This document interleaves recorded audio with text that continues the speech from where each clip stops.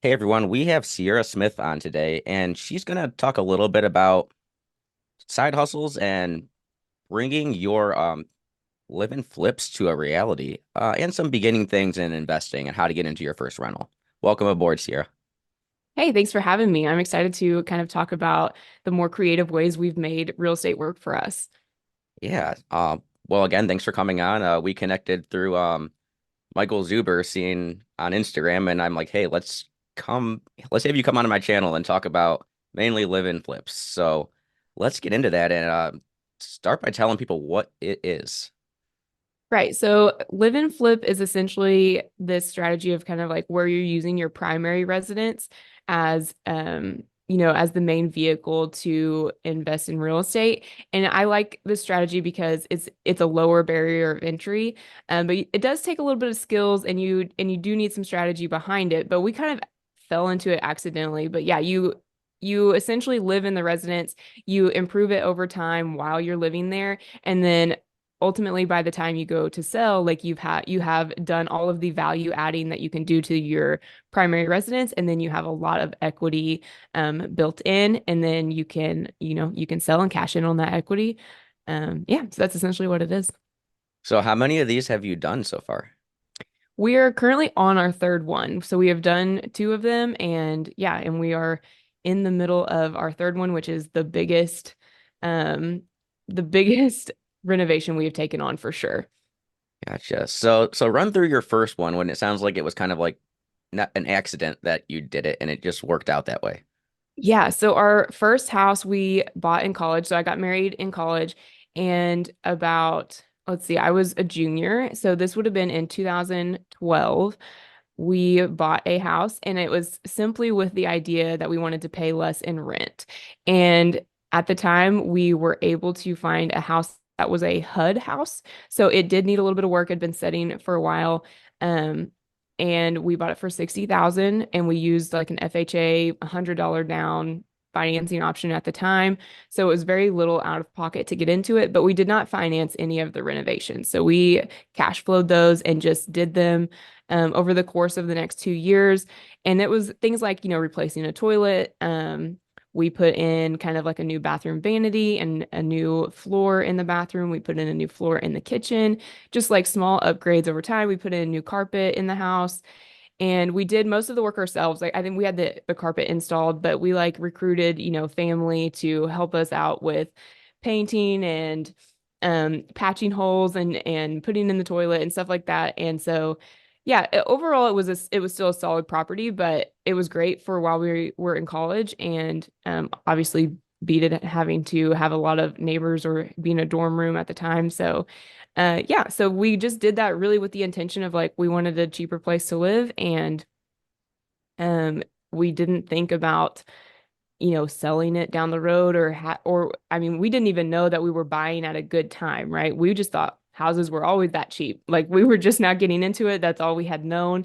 Um and yeah, so we lived in that for 2 years, and then when we sold it, when after we graduated college and needed to move out of state, we made about 40,000 on it, and that was kind of like our first big chunk of cash, and we were like, wow, there's kind of something to this. Like maybe we just did really good, and we, the sticky towel we put in the kitchen, like people just loved it. And so but yeah, so it was kind of that was the first one, and it was very cosmetic and easy, and yeah. Awesome. So what year was that when you bought that? 2012, I believe, is when we purchased it. Yeah, great time to buy. That's when I bought my first house too. So Yeah. yeah, And before people listen to that and think like, oh yeah, well, you got started in 2012. Of course you're, in real estate, like anyone who bought then is doing well. We spent all of that profit on paying down some student loans. So we did not put ourselves in a position where we could leverage up from that step, nor did we turn it into a rental. So we put ourselves back at square one after that. So just don't think that there's not a way to enter later on. yeah. So yeah, like you talked a little about before we were online, kind of followed Dave Ramsey's advice and paying down debt. So We luckily you sure had the did. experience of doing it now, but you like you said, you had to build from stage one again. So Yep, we rented after that, and it took us almost, let's see, it took us probably 3 years before we were ready to buy again. Okay. And at that point, we had had a baby, and we were just looking to get out of, the rental situation. We kind of had a landlord that did us dirty and was promising to get us out of a duplex and into a house, and then rented the house out from underneath of us. And so Oh, we figured that out and decided, like maybe we could buy again. Like, let's just talk to a lender and find an agent and just see if there were any options for us. And it was very competitive at the time, especially for the price range we were trying to shop in. We were in the Kansas City metro area at this time. okay. And yeah, so it was hard to get a deal, and we didn't have a lot to put down. I think we did another FHA like 5% down loan at the time, and got a house that was 135,000, and we did have to pay we paid a whopping like 3,000 over the asking price, and we felt like it was crazy to have to pay over asking, right? And so even then, like thinking about how the market has shifted, it's just like we didn't realize how fortunate we were, but yeah, we got into that house, um and this time we knew, like, we didn't know how long we would live there, but we knew like the value add that we could bring to a property. So we took on something that we felt like we could renovate, and yeah, got into our second house then. So what year was this? This would have been, let's see, ooh, 2000 and what would 2018, I think. Okay. So like right when everything was really starting to heat up. Yeah. Yes. But I mean still that 2018 was a great time to buy as well. So, Yeah, for sure. With interest rates being so low, and yeah. we had a below 3% interest rate on that house, uh and we sold it, unfortunately. But we did do the value add on it as well. So that one we put in a whole new kitchen, Okay. and that was kind of a bigger project for us, and it took a lot longer, for sure. And we had, a baby around while we were trying to figure all of that out. Yeah. Um but yeah, it was a good project for us. And again, when we went to sell that property, and we had been in it almost 5 years. And is that right? Yeah, 18, 19. Yeah, so we had been in it for almost 5 years, and we didn't know about other options financially, as far as cash out refinance or ways to get the equity, because we needed to move out of state. Okay. And so we just were like, well, we have to sell. And that was when I came across Michael Zuber's content, which I know that's kind of our connecting point, was with Yeah. the one rental at a time community. And we came across his information, and I remember looking up, like, can I back out of selling this house? Like, we were already under contract, and I Yeah. was trying to figure out how to navigate the shifting market, right? Because we were moving to another state. And I was just listening to his content, and I was like, oh, this was like the loan we had on it was an asset, even more than Yes. like the equity we have in it. And I remember like thinking, like, if I could back out of this deal right now, I would, just to keep it as a rental, and I would find another way to get the money so that we could move. However, the consequences seemed kind of drastic for canceling a deal. So we decided not to, but yeah, we after that point we made almost 80,000 on that house. And Awesome. yeah, we took advantage of selling when the market was really, really hot, and got 20,000 over our list price. And yeah, so we did get, we made out pretty well from the renovations we did on that one. And then we purposely sought out another property that we could, fix and flip again. Yeah, awesome. So that's what you're doing right now?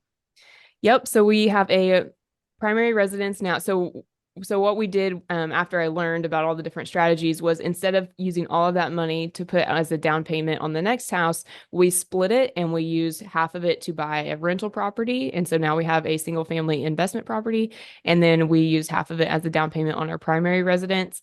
And we picked a primary residence that we could convert into a house hack. So our plan is to have the studio be its own unit that we can either Airbnb or have like a midterm rental. It could be a long-term rental too, just depending. And then we live in the other part. Awesome. So where are you at now? I am in Tennessee, about an hour east of Nashville. Okay, awesome. So you sold in a hot market and bought in a hot market. Do you feel like you still got a good deal on this property? Uh, so I mean, as far as a primary residence goes, it does feel like a good deal, but if it would not, I don't think it would cash flow as a long-term rental on its own, because we're kind of in a more rural area at this point, Okay. and so we might break even on it, but it wouldn't be something that would cash flow. But if we get it split into the two units, then it would be a great deal, even if we moved out, needed to rent out both sides. Oh, that's yeah. So you kind of have like a little like mother-in-law suite going on then. Yeah, Yeah. exactly. Awesome. Yeah, that's pretty ideal. And are you going to plan to keep doing this live and flip thing, or do you think you're gonna stick around here for a while in that place? No, so our plan is to do it again. So we will have been here 2 years in August. And so we're kind of coming up on that mark. And but the whole live and flip is great except for when interest rates are rising, right? Yeah. Because then you realize, oh, I don't want to give up my lower interest rates on these primary residences. So it kind of became like maybe we should live and then hold, but still, still move and then build the portfolio out that way. It just that kind of depends, but our plan as of right now is to move to Oklahoma by the end of the year. And so I'm originally from Oklahoma Okay. and I have some family there. My husband works remotely and qualified for one of their remote work grants that will pay $10,000 for you to relocate there for a year. Okay. So we are planning to take advantage of that by the end of the year and get hopefully a duplex in Oklahoma that we can turn into or add to our portfolio. So we will turn this house into a rental of some kind, and unless interest rates do drop down, we might sell it at that point if we have enough equity in it to feel like that's where we could restructure our whole portfolio, then we might take advantage of that. But yeah, right now the plan is to rent it out and then find something in Oklahoma that we can add to our portfolio. Oh yeah. So if you're looking at a duplex, are you looking to take advantage of the whole 5% down owner occupied? Exactly. Yes, Yes. exactly. Such a great product. And then we'll get that, we would get that $10,000 kickback from moving. And so it would really, our out-of-pocket costs, I think, would be so minimal for getting another property. So yeah. Awesome. Well, yeah, you definitely went on the rabbit hole from your first deal till now, and I mean, just learning about all this is amazing and all the different strategies you can do. But yeah, I definitely reached out to you because my next strategy probably is going to be a live and flip after I get out of the duplex that I'm currently moving into. So, Okay, yeah, awesome. Yeah, so when it comes to advice as far as that goes, picking the right property is really important because you have to think about not getting one of those cookie cutter houses. Like yeah, you want something that has either character or has some really unique thing to it that the rest of the area, it is harder to find yes, because you're thinking about, you know, you don't want it to sit on the market if you are gonna sell it.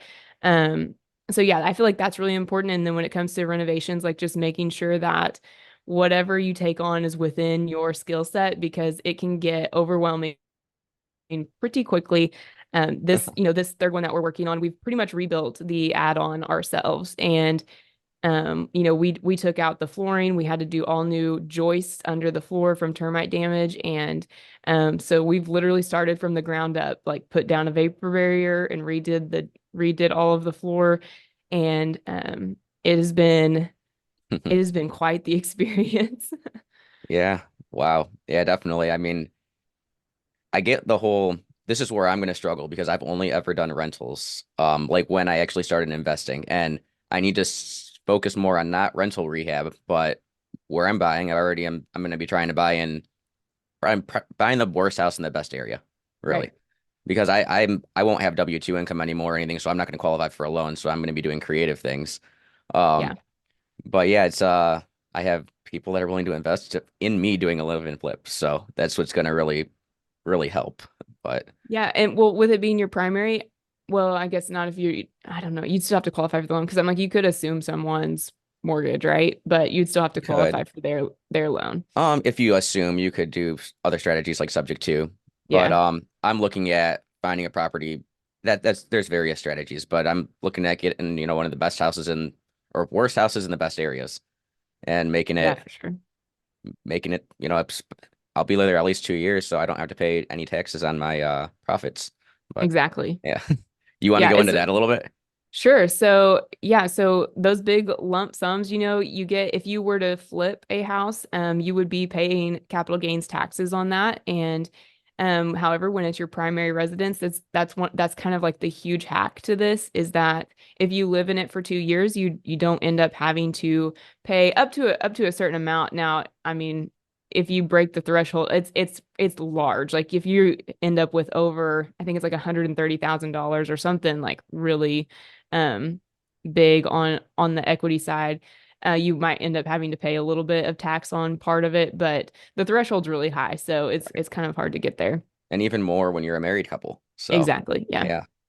Yeah, it's I mean if you're able to do that on a live and flip, then congratulations and it's worth paying a little bit of taxes. So Exactly. Yeah. If you've added that much value, for sure. And, you know, there's lots of strategies that go into, sourcing your materials for cheaper and, having some tools definitely pays off. And, but we've learned a lot of our rehab ourselves and, luckily, we're fairly handy people. So I would say if that sounds daunting to anyone, like don't take it on because it is a lot of work, but it's kind of nice when you're living there for a couple of years because it just makes it so convenient to do and it doesn't feel like a job because you get to do it at your own pace and you can kind of just take on the stuff and yeah, it's not too bad.